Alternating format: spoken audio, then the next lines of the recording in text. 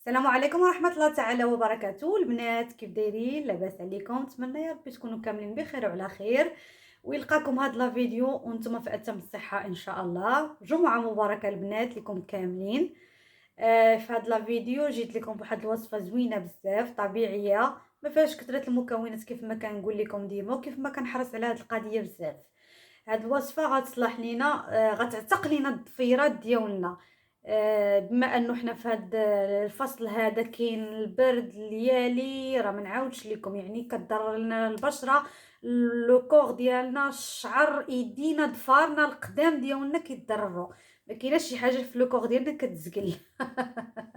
المهم البنات جبت لكم بهاد الوصفه زوينه بزاف، ما فيهاش كثره المكونات، ومكونات طبيعيه وبساط، كيف ما كنحرص دائما على هذه القضيه. كيف ما قلت لكم البنات، هذه الوصفه هذه غتعتق لنا الضفيرات ملي كيتهرسوا دغيا، يعني تقدر غير كيكونوا تخيفين، ما رهاف بزاف، اي حاجه كتهرسهم.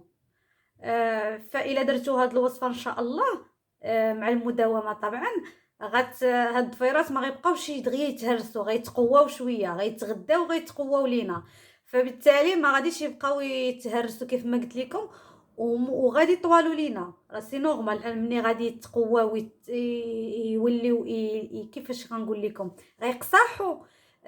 راه سي نورمال غيبداو يطوالوا لينا. البنات الوصفه ما فيهاش كثره المكونات، انا ديجا مصوباها، لانه انا اصلا دائما فوق ما تنساليش الشقه، ما تكون عندي ما غنعرش يدي الماء، كندير هاد الوصفه هذه.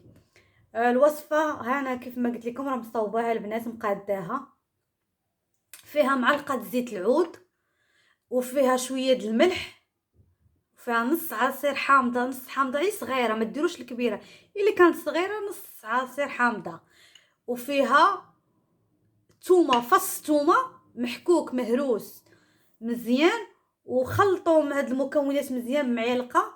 هانتوما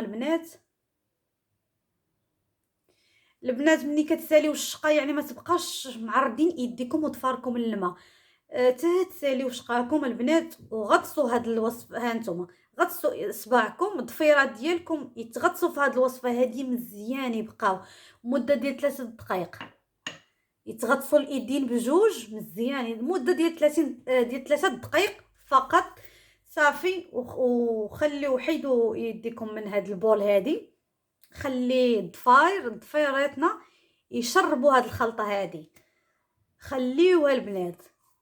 صافي عاد باش من بعد مني تحسوا بان الضفار ديالكم شربوا هاد الخلطه هادي، عاد باش غسلوا ايديكم وضفيراتكم بالماء دافي، بعدوا من الماء سخون، ديما كنقولها لكم البنات.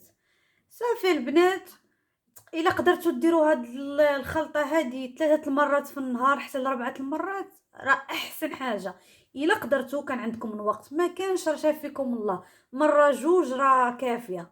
شوفوا نتوما، والوقت اللي كيكون كيساعدكم انكم ديروا هاد الوصفه، يعني كل وحده راه كاين شافها الله، كل وحده والظروف ديالها، كاين اللي عندها الويدات بزاف ما شاء الله، فما كتقدرش دير شي وصفه تبقى تعاود ودير دير دير وتعاود.